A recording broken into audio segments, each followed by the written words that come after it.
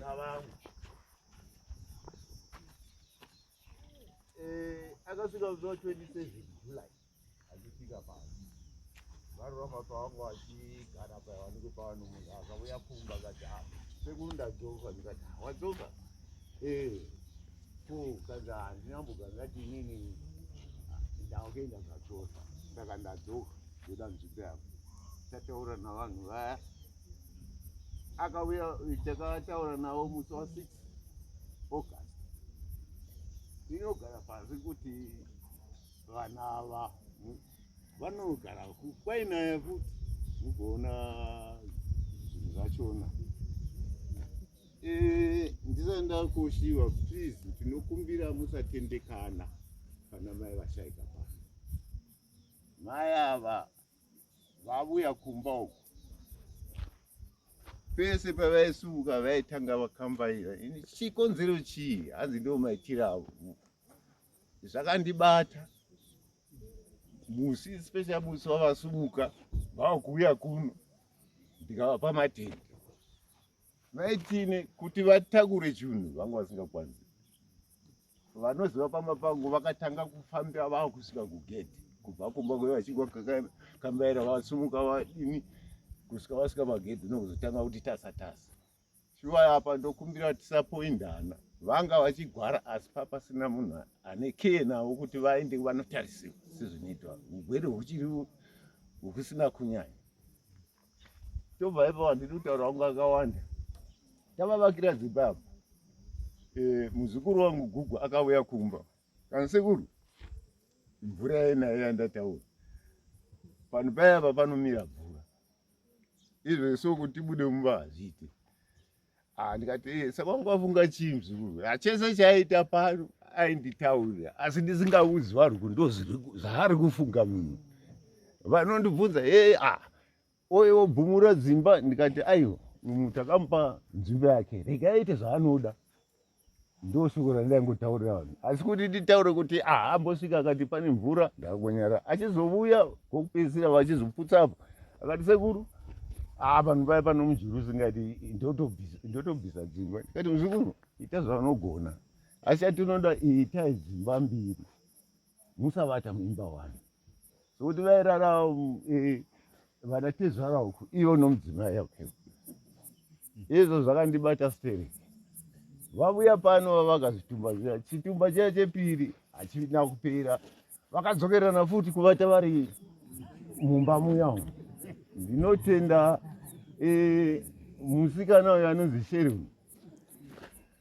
paabuya achitanga kusvika takavungana pamuti apo natizai papane ndotenda nakanzero wedu uyu akanzero edu anonzwisisa takagara pasi Sheruni akataura kuti ndinoda kuvavakira musha takabvumira mudenga ende zvakatifadza unambotora mazuva uchivakwa akabva avaka musha wanaka hero dambudziko ratanga pakurwara apa ndo pamwe pane dambudziko veshuwa Sheroni anosenzera kure mhuri inoda kubetserwa saka zvaingonangana nemi ndofunga ende tine rombo navarume vane dzimota vari muno wasvikira wega wega wakataura ndoda mota kutakura mhuri wekagugwe aibva asumuka pamwe mahara kuinda naye uko chozonodhiva mapirizi indobudisa mari yangu ndovatengera mapirizi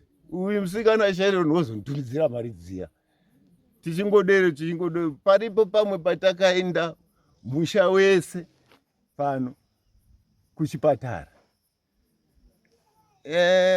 ipapo ndo pandakaona kuti apa pane dambudziko guru vagugu vakapuwa mapaketi avo 4 amapirizi muchembera akapuwa mapaketi 3 zvizukuru zvikapuwawo mapaketi yanga iri flu zvikapuwa mapaketi vedu tine dambudziko ipapo apa kuda tine anoona anogona kurava handizivi anga asipo musha uno iva vandataura vese havagoni kurava kuti ndomwa mapirizi nguvai ayanomwa nguvai ipapo tine dambudziko ndoanga ndichiti kana kanzera anga aripo taikumbira kuti kana vadhara vedu kana imwe misha isingakwanisi kuverenga pave panofamba vaya vanobetsera mudzimba, nenguva wouyewo pamapirizi, nenguva wouyewo dini. Ndonga zvaitibetsera. Sokuti ndakambozosvika pakuti ava vaitibetsera vangondo nababa Purpose ndo vaitibetsera pakutakura vanhu. Mahara ndichiinda navo. Dzozouya mota hadzo dzokubva uko kana vanenge vana mabasa avo hatingazvirambidzi. Kana ndine mari tohaya mota ekudzoka kuno. Tichingodero asi shero nazo ndipaparidza zvacho. Handirambi kuti ndine chikwereti kana kuti chii. Chandangotaura endai maotengera mapirizi. Ndichakutumirai mari yenyu zvichingofamba saizvozvo.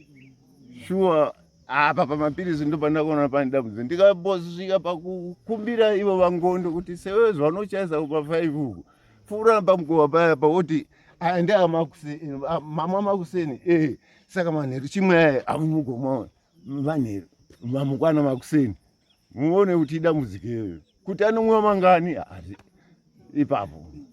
Shuwa ipapo ndanchida kukumbira kadzira kuti kana kwava nogwere wakadai pava nevamwe vanofamba iva vanobetsera vayabetsere mhuri dzakadai. Ndorimwe dambudziko radasara naro. Hongu izvo uzokubetsera tinozama chaizvo. Iko zoti kavacherera makomba kavaenda unononga matombo. Vavona kuti pakatocherwa makomba. Taona kuti zviri pano zvoda rubatsiro. Iye muroora wachona hanga magoni mongoona zvazviri. Shuwa tinokumbira rubatsiro kurambe kuchiinda mberi. Handingatiwo mamautsi chete. Kaguru rubatsiro kogona kubva kupi anenge azifunga kuti anoda kunobatsira ava. Handirambidzi. Uyai makasungunuka tibetsere mhuri. Izvo zvinotaurwa zvazotaurwa namai Mautsi vachiti mwana aende kuchikoro. Kana Ruva uyu anga achikwanisa aiti mbuya apa momwa makuseni. Sekuru imwe maviri zvichingodero. Manje pane pasina zvachose. Musha wese. Ipapo ndine dambudziko ipapo. Ungo kuchipatara toenda navo. Asi zvokuzoti vanomwa sei ndo zvinotinetsa. Tozouya hedu pamusikana uyu wamuona Sheruni. Mwana uyu kubva musi watanga ndomwakatanga muna February hatizi. Kubva ipapo akabva angotora atakura mutoro wemhuri hapana. Zvokuti chega chaidliwa. Iye aitumira aiti indai kugirosa kumashopu motaura navanhu vanotengesa uko. Zvakati zvikati isipo chinyi mafuta girosari romumba. Sharon girosari ata $30. Baba ndotumira mari yomunhu wacho. Manje ichisvika tirimo. Zvinofadza zvakadini. Nomusha wachona wakavakigwa nemwe mozvionera. Vashoma nomusha wakaita saiwo. Tozouya kuna MP wedu. Vakatibetsera pamuri. Mambonzwa kuti takapuwa 150 kuti vanhu ava vanobetsereka. Shuwa ndinotenda ipapo MP wedu. Zvino apa ndongoti vese sokuti uyu anga ari outgoing umwe ari incoming handinoona. Vakabatana saizvozvo. Ndinovatenda zvikuru. Chero pakuzopedzisa kwenyaya kuti pauye bhokisi ndofunga ndakataura naivo vagwanongodza. Kusara zure rina mene hanchazi. Ndakataura naivo vagwanongodza. Shuwa zvakandifadza. Ndakangotaura kuti pano paita dambudziko ramanzwa iroro kanzi garai ipapo hamungarari makachengeta chitunha. Mota inouya izvezvi. Shuwa hapanombopera 15 minutes takaona mota yauya chitunha chatakugwa. Saka ndinotenda chaizvo kuna MP wedu vanonzwisisa. Murambe makadero naye mwana wangu Sharon please urambe wakadero mwana wangu. Sokuti zvatiri zvatakagara pano musha wano ndiwo wakaita kuti uchenesa izvi. Tinokutenda chaizvo. Ende ndokumbirisa kuti tisapoindana. Kuti zvazodai. Hai. Vaya vandakutaura kuti vachisvika chero pataiuya.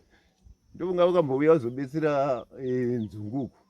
unongoona kuti hazvisho ugwere huripo. So kusumuka havagoni, vanosumuka vongoita zvavaita zviya izvi. Chero kunga kuhospitari yanga ichingova iyoyo, manesi achibvunza mosvika navo, ati haiwa tine mota apo, hanzi shuwa. So kuti vatanga vakambaira manesi achivona kuti uyu munhu atora hake mapirisi asi zvaari kuita izvi hatisati tambozviona. Shuwa ugwere hwamai ava kakuri kutaura hwakaregererwa. Chokwadi tisapoindana, ndokumbira hangu ipapo. Hana yawo ndatenda.